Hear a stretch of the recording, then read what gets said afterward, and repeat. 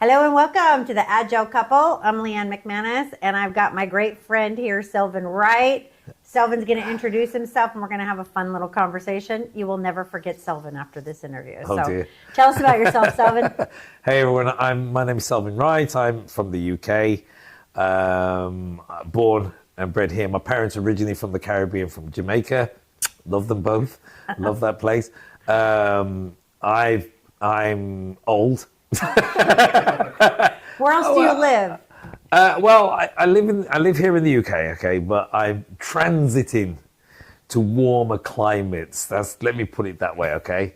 You know, for all my brethren out there who speak a little Patois, too cold here, right? So, I live somewhere warmer. That's what we say. Warmer. Yeah. So I partly live in Portugal because it's nice, it's great. The food's great, the culture's great, and I've been migrating there, let me put it that way, for the last 3+ years. And it's you wonderful. Come back to the dreary, cold weather in the UK. Don't call it that way. That's a terrible way to But refer it is dreary here in Scotland, right? Yeah. Well, you know, it's wet. Yeah. It's wet. It's like Seattle weather. Yeah, it's dreary, you know. But you know, some people love it, some people hate it. You know, I like sunshine. I like heat. Yes. I can tolerate 30+. I'm okay with that. You know, no big deal to me. Walk around in my shorts and whatever else I need to do, you know, work. So it's great. But I born in Birmingham. For any of you that know that place. And Peaky Blinders. Peaky Blinders place, right? That's it. For those of you who don't know, who are foreign, right? Yeah. Born down there, educated there. The interesting thing is I've been working professionally for about 40 years. I've never actually worked in the city of Birmingham.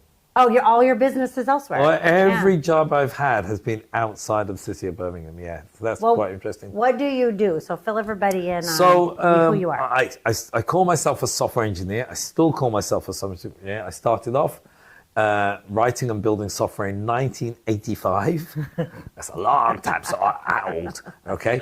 And I was working in the NHS, that's the health system, and the first systems I ever built were in machine code and assembly, and I was doing that for a while, and then I discovered the beauty of assembly language, and then I discovered the beauty of C, and then I discovered the beauty of C++, and so on and so on and so on. So I've worked in multiple industries: health, telecommunications, transportation, government, defense, finance, all kinds of industries. I've worked with satellites and mobile phone technology, and at my heart of hearts, I'm even though I've worked as an architect, I've worked as a business analyst, I've worked as an enterprise architect, I've done all these roles over the years, I still see myself as a software engineer. And I want to die with a keyboard in my hand, cutting code. On the beach. On the beach in Portugal. You've got it. That's exactly where I want to be. I think I treat building and writing software, I like to think of it as an engineering discipline. I've got friends who are engineers. Right. Now, you notice I paused there, didn't you? It's because they look at us who write software and go, "You're not engineers," and they laugh. And it's because they're like electrical engineers? Well, or both what do you mean? electrical, mechanical, physical engineers, and it's a very strict discipline. Yeah. And we're a bit kind of loose with software. We're trying to get there, we promise. Yeah. My engineering friends, we are applying more discipline and rigor to our approach. But when you talk to, like, my nephew's an aerospace engineer, and he laughs now and he goes, "Yeah, uncle, you're doing engineering, aren't you?" Wink, wink. Wink, wink. Well, we interviewed Martina, who is a close friend of both, right? I love Martina. Yes. And we were talking about you two have worked a lot together. We have. So we know each other. So Kevin and Right. Martina and Yeah, you and yeah. a whole group of us because we are trainers and facilitators in this Yep. crazy software engineering world. Yeah, yep. So you do that, but you also work on projects. I work on projects. I've worked on lots of projects throughout my illustrious career. Can I Yeah. use that word? Yeah. This sounds wonderful to me. So illustrious career. So I started off in health, like I said, and I was working in health for maybe 5 years. And then I worked in telecommunications and I did telecoms for 5 years. And then around 1995, I decided, well, it's interesting. I was working for a company not far from where I live, but outside of Birmingham. And it was a training company. No, sorry. I was working for a company writing software for doctors, GPs, Okay, general yeah. practitioners. And I got a phone call one day from an agency saying to me, we have a company that would be interested in recruiting you to do some work. Oh, I should hasten to say, the reason why I got the call was because I used to write articles on C++. Okay, yeah. And I used to write reviews of books Yeah. on C++. And so they discovered me through that means, yeah. And then they said, would you be interested in talking to these people? And I said, well, what's it worth? And they said, well, they're willing to pay you this is a lot of money, by the way. They're willing to pay you in 1 week what you earn in a month. Oh. Well, that's a no-brainer, isn't Oh, it? yeah. I thought, yes, okay, I'll do that. You know? So the interview was quite interesting because it was in a castle. Oh. Yeah, and the guy that interviewed me was like Indiana Jones. Was it archaeology or Well, something? it was the most bizarre thing. So I drove all the way to this castle, right? Yeah, this place a place called Cirencester, which is a beautiful place in the Cotswolds. And I turn up, and this dude says to me, he says, he asked me loads of questions, blah, blah, and I had to do the psychometric test to make sure I wasn't crazy. And then he says, yeah, right, yeah, you're not crazy. He said, teach me. So he just threw a That bunch was of, what the job was? No. Oh. It was a training job. Teaching back then something called OMT, Okay. with object modeling technique, which was the precursor, one of the precursors to UML. Oh, really? Yeah, Oh, yeah, okay. because you had Grady Booch's ooze, you had Grady Booch's, I forgot what it's called, Grady Booch, Ivy Jacobson, and Bertram Mayer. No, Bertram Mayer. So I can't remember the guy who created OMT, but anyway, those three. Yeah. Those three are the precursors to UML. So I was doing the OMT stuff, right? Yeah, and some Grady Booch, and so this guy, he just threw a bunch of slides at me. Remember the old acetates?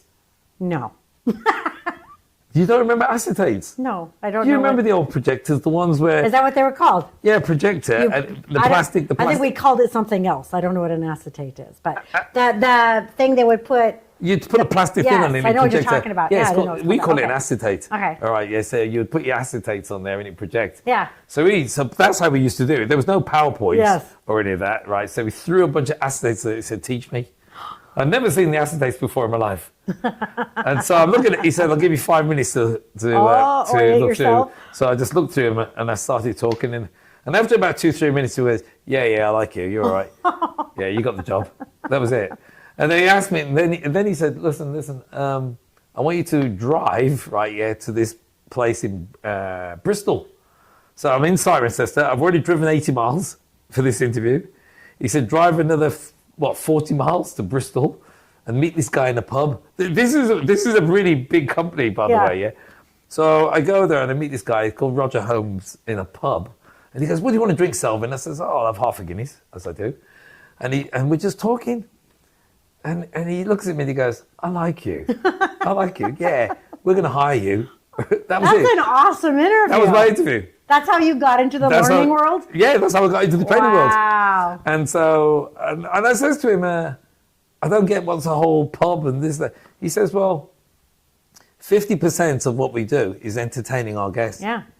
And he says, if you cannot keep them entertained and keep them happy, Yeah. we're going to lose them. Yeah. So I need to know that you're not going to lose our customers. That's actually really smart. Yeah, Right? That was it. It was a really simple interview, you know, because the way the training used to work, we took the customers for lunch every day.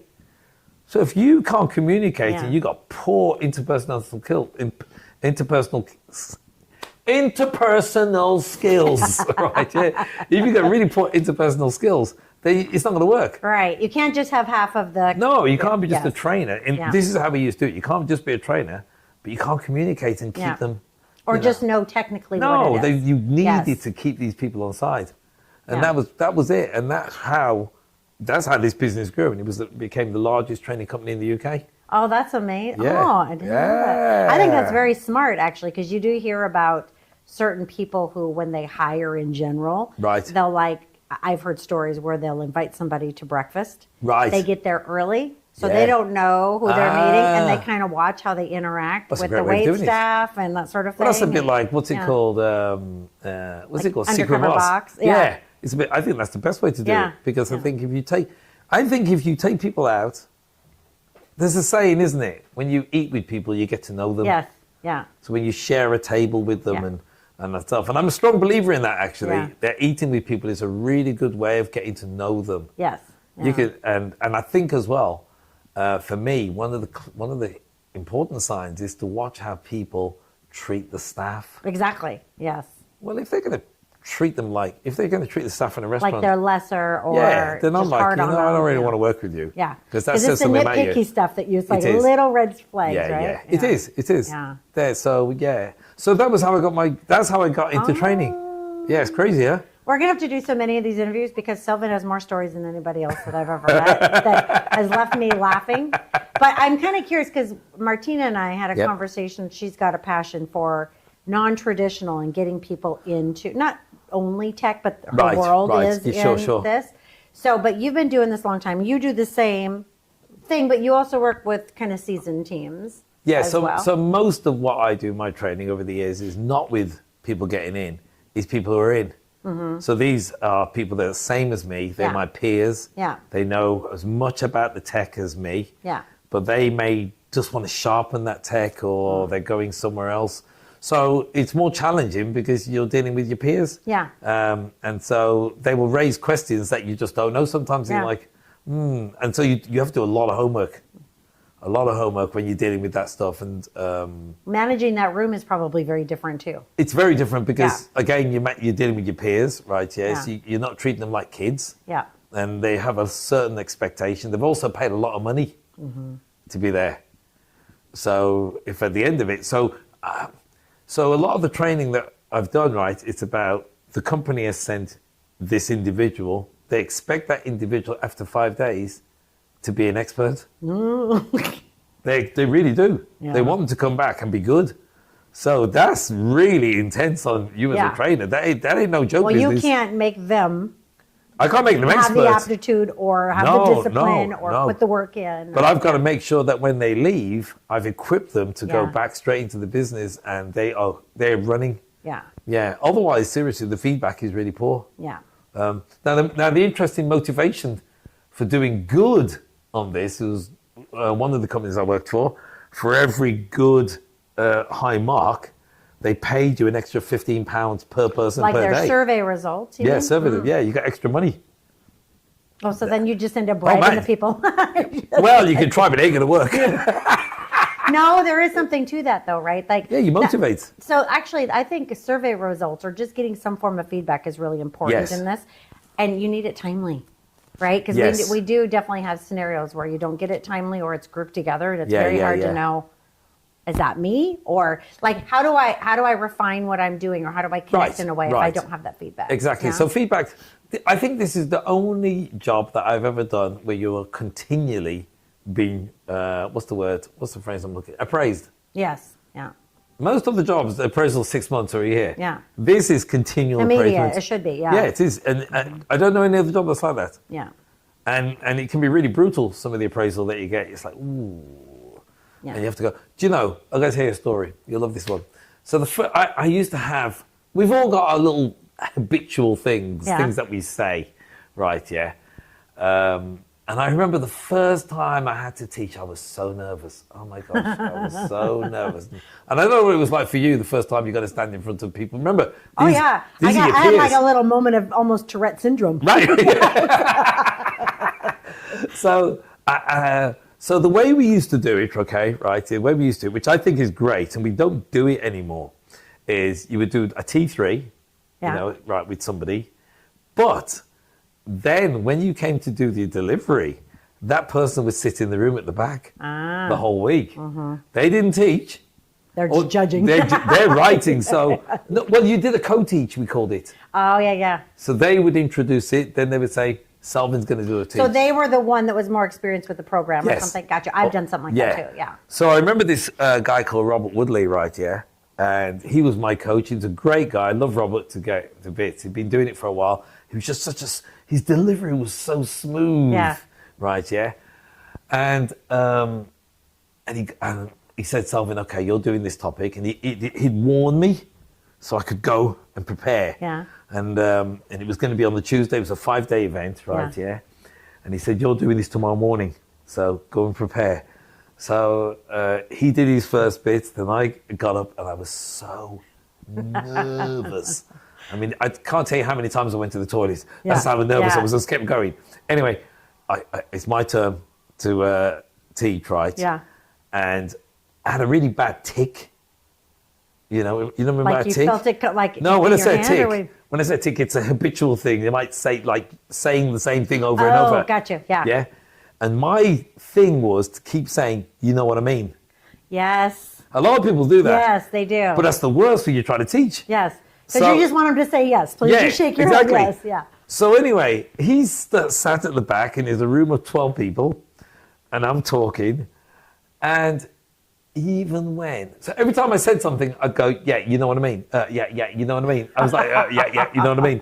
It was like that. And it was so bad, listen to this, I watched him at the back writing and I thought, oh my gosh, he hasn't stopped. He hasn't stopped writing? What is he writing? Anyway, after I finished, he came and he showed me this piece of paper. And you know when you do 1, 2, He kept 3, track of every 4, time you 5. said it? Oh, Yeah, no. yeah. There was over 200 times in the space of 30 minutes I'd gone, you know what I mean? He said, you said it even when there was nothing to say. That's the out of body experience that happens though when you're nervous like that. Oh my gosh, you just, I've had that before where I almost like you feel like I'm watching myself So talk right. right now and I can't control what it's saying. Yeah. he said, and this is what he said, and it's and this is the best advice I've ever had. Yeah. And I give this to anybody getting into this industry. He said, go home, go back to your hotel, stand in front of the mirror, and teach yourself. Yes. And he said, listen, watch yourself and listen to the words. Yeah. And he said, find alternatives. Take a drink of water. Yeah. Do Slow something. down. Yeah. And so I remember being in this hotel looking for other ways to say, you know what I mean? So does that make sense? Is that clear? Mm-hmm. And I had to force myself to use these expressions, right? But also the thing that he said to me, he said, don't be afraid of the silence. You know what? That's one of the tenets that I believe in. So I did Yeah. a bunch of stuff for Microsoft where I Right. used to, I was the one who taught other people Right, how to yeah, go yeah, and deliver live with C-suite people Okay. making decisions. So it was like their top sales thing. Yeah. And there was one of our tenants that was called enjoy good silence. So if Right. you ask the right kind of quality question, And leave it. people are thinking. They're trying. Okay, they Because there's need time. also a difference in their face. If they're like, I have no idea what you're Exactly. saying to me, that You should be need very time. clear. Right. I mean, it's interesting you say that. So in Finland, I did some work in Finland for Nokia. That's why I like Nokia phones, by the way. So get over it, right? For those of you who are watching me on camera, I like Nokia phones. Get over it, okay? It's He's Android. at 98% use of his storage. He has Yeah, no okay. space. I got 64 gig. Yeah, get over it. That's fine. I got it down, you know. Okay. So I was at Nokia. Yeah. And I was in the meeting room with the woman. I was teaching. And you'd say something, right? Yeah. You'd ask a question or say something. And they'd put their pens down and just go, Because they were literally thinking. well, I didn't know this. It freaked me out. I thought, have I offended somebody? You know? And it's called the Finnish Think Minute. That's what Nokia used It's to like a call it. cultural thing that No, they it's do. a thing that Nokia used to do. Oh, really? Yeah, they called it the Finnish Think Minute. So you'd go into a meeting, somebody would say something, and everybody would just sit there and go, Ponder it. ponder it. And then they start talking again. That's awesome. I know. Yeah. Rather than rattling through, and everybody trying to get in. But I Yes. thought it was a really interesting Well, for way. people like you and I who are constantly talking, Oh, that's or whatever, freaky, that is. but it would be that would be a good guardrail to I think have so. for me Yeah, because yeah. it's intentional. And then I'm like, okay, I have to shut the other stuff Yeah. off. Just think about what you just Right, said. and I need to shut up. Yeah. There is something to that asking the good questions, allowing people the opportunity Let it breathe. to breathe and Yeah. then go, like, because I even have said to classes sometimes, I'm like, okay, so instead of checking in and going, does that make sense? I might say, okay, with what we just covered, Right. where are you at? Like if I give you a Okay. barometer, 0 to 100, are you Yes. 30% with Yes. me? I Are like you that. 50? Because it's like, they don't 100% get something the first No, time. they don't. And we were talking in tech too, right? Right. Big concepts or whatever. Yes. Yeah, there's different tech. Oh, that's a whole other thing. We should have just a thing on Just that. on techniques. Yes. Because there are some really good techniques that you Yeah. can employ. I love Old that. techniques. Oh. Oh. So I have one more question, and Okay, then we'll go for finish it. this up. So, of all the different things you do, what's your passion? If you were to say, what's one thing that Selvin loves that you want to die with the keyboard in your hand? What's the passion thing you want to go out doing? If there's one thing I could do in my entire life, that would be to work with animals. Oh, Yeah. what do you mean? Like what? Just working like a safari or work in a reservation with animals. Oh, Above everything else, that's the one thing I would do. well, because what did you want to save some animals? You were I talking want- about. I'd love you to would say- save some women. You could save some animals. You could say. What did you call yourself? What did you say your sister said? You were A rescuer. a rescuer. You're a rescuer. I'm a rescuer. Huh. So that's the one thing, because I just think it's a beautiful world. I've had the opportunity and the blessing, and I'm Yeah. grateful to be able to travel around the world and see the most incredible and amazing things. Yeah. And I think us, who are meant to be the smartest thing on the planet, Yeah. are doing a lot of damage to it. We have some things to learn, huh? We Yeah. got a heck of a lot to learn. Yeah. And if we're not careful, we're going to lose a lot of it. And it ain't coming back once we get rid of it. That's the problem. Yeah. So- Oh, that's awesome. Well, this is Selvin, everybody. We'll probably do some sort of a panel thing with a few Cool. of us that are on a team together. It's kind of Yeah. fun, and maybe we Yeah. can talk about different delivery styles and techniques. and I stuff. think that'd be a kinda great fun. one, because I think, I'm always open to seeing other people. Yeah, me Because, too. all trainers think that their technique is the best way of doing stuff. Yeah. We're terrible, aren't we? But we You know? learn so well from other people. That's what's cool Absolutely. about it, right? Yeah. Yeah, Yeah, I yeah. love that. Thank you, sir. Thank you. right. And wonderful. Ciao, ciao. Bye-bye, everybody. See you soon. Thanks for joining us on the Agile Couple podcast. We try to record these sessions every week, and we don't want you to miss out on our awesome content. So make sure to like and subscribe. And we'd appreciate it if you would share this content with other people. We think it would be helpful to others. We're on all of the social media platforms from TikTok, Instagram, Facebook, Podbeam, Apple Podcasts, Spotify, and YouTube. So any way that you're watching this, please be sure to leave us some feedback, give us some likes, and share the information. If you'd like to provide us with some other ideas of content you think might be helpful for us to cover, that would be great. Or if there's other people you think that might be really helpful for us to interview, we'd love to know some of that information. So you can email us at theagilecouple@gmail.com. And like always, we look forward to seeing you on the next session, the next episode, and hope to hear from you soon.